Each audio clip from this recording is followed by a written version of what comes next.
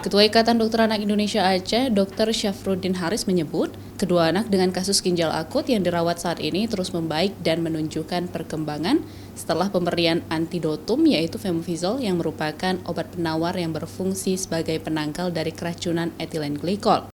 Perkembangan kesehatan mereka terus dipantau oleh tim dokter. Terkait penyakit gagal ginjal akut saat ini, Syafruddin Haris menyarankan kepada orang tua untuk melihat perkembangan kencing anak. Bila anak sebelumnya meminum obat sirup, kencing anak dapat dipantau 3 hingga 4 jam sekali. Bila anak memakai diapers, sebaiknya ditimbang dulu berapa berat diapersnya.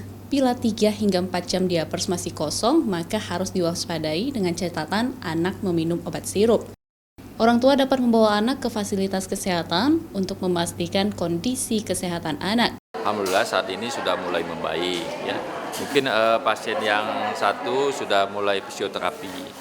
Karena dia waktu itu kesadarannya kan menurun. Ya, sudah selama ini sudah kita memberikan antidotum, Momipizol.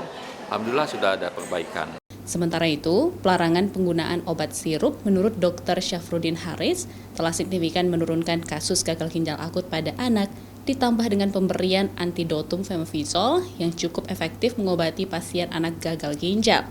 Data terakhir kasus gagal ginjal di RSUD ZA tercatat 30 kasus dengan 22 orang anak meninggal dunia. Mustajab, Kompas TV, Banda Aceh.